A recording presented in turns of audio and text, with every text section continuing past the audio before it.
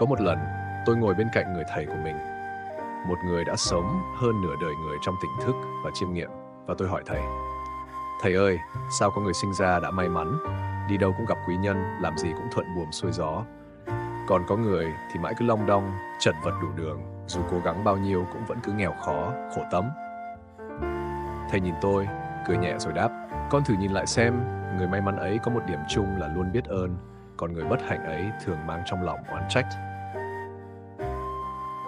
Câu trả lời ấy ban đầu tôi chưa thấu được bao nhiêu, nhưng càng sống, càng trải nghiệm, tôi càng thấy đúng. Mỗi lần lòng tôi biết ơn, dù chỉ là một điều rất nhỏ thôi, dường như cả vũ trụ cũng dịu dàng hơn với tôi. Ngược lại, những ngày lòng đầy oán than, trách móc, tôi chỉ toàn thấy bế tắc, chán nản và mọi việc như chống lại mình. Bạn có để ý không? Người thường hay trách cha mẹ sao không giàu để mình sung sướng, thì cả đời cứ chạy theo đồng tiền mà không thấy đủ. Người hay trách đời bất công thì cả đời chỉ thấy thiệt thòi. Trong khi đó, có người sống giản dị, chẳng phàn nàn, luôn cảm ơn cả những chuyện không như ý, lại sống an nhiên, đủ đầy và được người thương mến. Cổ nhân từng dạy tâm sinh tướng, cảnh tùy tâm chuyển. Tâm cảm ơn thì phúc đến, tâm oán trách thì họa sinh. Nhưng giữa cuộc sống bộn bề, có mấy ai thật sự hiểu được rằng biết ơn là một loại trí tuệ, một sự lựa chọn, chứ không chỉ là lời nói sáo rỗng. Trong video hôm nay, tôi mời bạn cùng đi sâu vào hành trình khám phá tại sao càng biết ơn, con người lại càng giàu có, tại sao oán trách lại khiến ta nghèo khó, lụn bại, và làm thế nào để thật sự sống với một trái tim biết ơn giữa đời đầy thử thách này. Câu chuyện về sự biết ơn và phép màu trong cuộc sống. Tôi muốn kể bạn nghe một câu chuyện nhỏ về người bạn tên Nam, một người từng trải qua khoảng thời gian khủng hoảng nặng nề trong cuộc đời. Sau khi mất việc, vợ bỏ đi mang theo con nhỏ, Nam rơi vào tình trạng mất phương hướng. Cuộc sống của anh như rơi xuống đáy vực, không tiền bạc, không mục tiêu, không hy vọng. Một lần tình cờ, anh đến tham dự một buổi chia sẻ về sức mạnh của lòng biết ơn. Ban đầu anh cười khẩy, biết ơn cái gì trong cái cuộc sống tệ hại này cơ chứ? Nhưng rồi, người hướng dẫn nói một câu khiến anh không thể quên. Biết ơn không phải là vì bạn có điều tốt đẹp, mà là để bạn nhìn ra điều tốt đẹp ngay cả trong đổ nát. Tối hôm đó, Nam về nhà, mở quyển sổ cũ và viết: "Cảm ơn vì tôi còn khỏe mạnh. Cảm ơn vì tôi vẫn còn một mái nhà dù là nhà trọ. Cảm ơn vì tôi vẫn có cơ hội làm lại từ đầu." Ngày hôm sau, anh viết thêm một điều, và rồi thêm nữa. Chỉ sau vài tuần, tâm trạng anh bắt đầu chuyển biến. Từ một người oán trách cuộc đời, Nam bắt đầu đi xin việc. Và lần này, anh vào làm tại một công ty startup công nghệ nhỏ. Dần dần, anh học thêm kỹ năng mới, trở thành một nhân viên xuất sắc. 3 năm sau, chính anh mở một công ty riêng. Và khi được hỏi về bước ngoặt của đời mình, anh chỉ nói vỏn vẹn: "Tôi học được cách biết ơn trước cả khi có lý do để biết ơn." Câu chuyện của người phụ nữ nông thôn và lòng biết ơn chân thành. Một cụ bà sống ở vùng quê Bắc Bộ, tên là Lành, góa phụ từ năm 40 tuổi. Một mình nuôi 4 con khôn lớn, dù nghèo, bà luôn vui vẻ. Ai đến nhà bà chơi, bà đều niềm nở tiếp đón, luôn miệng nói: "Ơn giời cho tôi còn sống để lo cho con.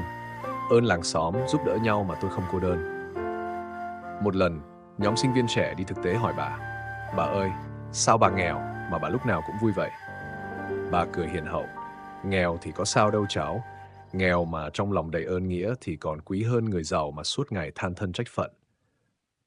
Bà không có nhiều tiền, nhưng khi bà mất, hàng xóm gần xa về tiễn đưa đông như ngày hội.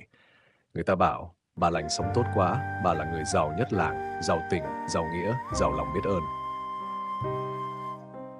Người xưa dạy rằng biết ơn là nền tảng sinh ra phúc khí, oán trách là cội nguồn tạo nên nghèo khổ. Trong sách Đạo Đức Kinh, Lão Tử từng viết: "Biết đủ là giàu, lòng cảm kích là phúc." Không phải người nhiều tiền mới là giàu. Người biết cảm ơn những điều nhỏ bé mới thực sự là người giàu từ bên trong. Khổng Tử cũng dạy học trò rằng, người quân tử nhìn thấy điều tốt của người mà cảm ơn, kẻ tiểu nhân nhìn thấy điều xấu mà oán trách. Tức là phẩm chất của người có đạo nằm ở chỗ luôn hướng tâm đến điều thiện, luôn tìm lý do để biết ơn thay vì đổ lỗi. Khi ta oán trách, tâm trí ta rơi vào trạng thái tiêu cực. Mỗi lời oán trách như một lưỡi dao quay về phía mình, đâm vào niềm tin, chặt đứt động lực và làm nghẹt cảm xúc. Bạn có để ý không? Người hay than trách thường không làm gì nhiều ngoài việc tiếp tục than. Họ không hành động, không cố gắng, không kết nối được với ai. và rồi họ nghèo đi, không chỉ là tiền bạc mà nghèo cả niềm vui, sự sáng tạo và cả tình thương. Người biết ơn thì ngược lại. Họ nhìn thấy cơ hội trong khó khăn, thấy ánh sáng trong bóng tối. Chính điều đó khiến họ dễ được giúp đỡ, dễ tạo dựng quan hệ tốt, dễ có động lực để bước tiếp. Mà tất cả những điều đó chính là nền tảng của sự giàu có lâu dài. Tôi cũng từng trải qua những ngày như bạn, những ngày mà chỉ muốn đổ lỗi cho cả thế giới.